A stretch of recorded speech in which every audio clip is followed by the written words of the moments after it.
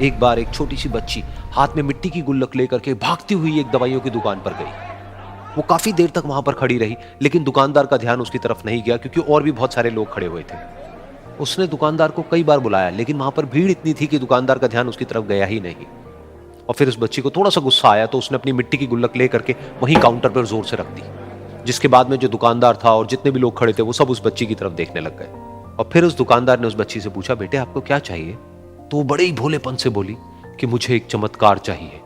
ये सुनकर के दुकानदार को कुछ समझ नहीं आया, ना ही वहां पर जो लोग थे उनको कुछ समझ में आया, और सब उसकी तरफ देखने लग गए। फिर दुकानदार ने बोला, बेटे चमत्कार तो यहाँ पर नहीं मिलता है। तो बच्ची को लगा कि वो उससे झूठ बोल रहा है, तो बच्ची ने कहा कि मेरी गुल्लक में बहुत पैसे हैं, आप बताओ आपको कितने पैसे चाहिए, लेकिन मैं आज यहां से चमत्कार लेकर के ही जाऊंगी। तो वहीं काउंटर पे एक और आदमी खड़ा था, उसने उस बच्ची से पूछा कि बेटे क्यों चाहिए तुमको चमत्कार? तब उस बच्ची ने अपनी कहानी बताई कि अभी कुछ दिन पहले मेरे भाई के सर में बहुत तेज दर्द हुआ, तो मेरे पापा मम्मी उसको हॉस्पिटल ले गए। उसके बाद कई दिन तक मेरा भाई घर नहीं आया।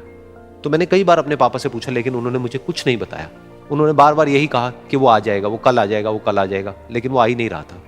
तो मैंने देखा कि मम्मी रो रही है, और पापा मम्मी को कह रहे थे कि उसकी दवाइयों के लिए और उसके इलाज के लिए जितने पैसे चाहिए उतने मेरे पास में नहीं है, अब उसको कोई चमत्कार ही बचा सकता है।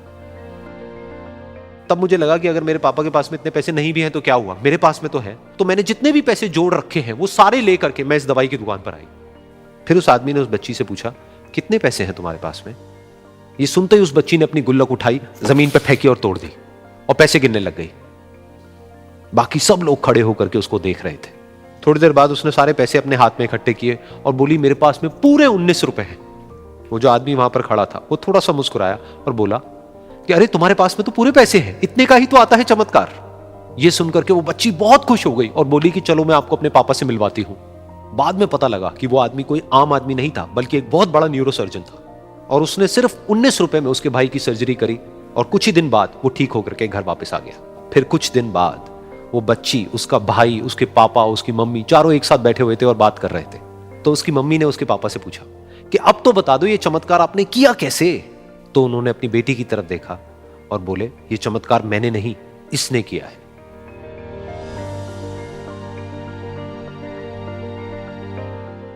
तो यहां पर एक बहुत बड़ी बात है जो हम उस छोटी सी बच्ची से सीख सकते हैं कि जिंदगी में कभी कभी ऐसा होता है कि हमको कोई रास्ता नजर नहीं आ रहा होता है और हम लोग हिम्मत हार जाते हैं। तब हमारे अंदर एक बच्चा होता है जो कोशिश करने से कभी भी पीछे नहीं हटता है। वो हार मानने को तैयार नहीं होता है क्योंकि उसको ना शब्द समझ नहीं आता है। वो बच्चा जिसके लिए कुछ भी नामुमकिन नहीं है, क्योंकि वो हर हाल में कोशिश करता ही रहता है।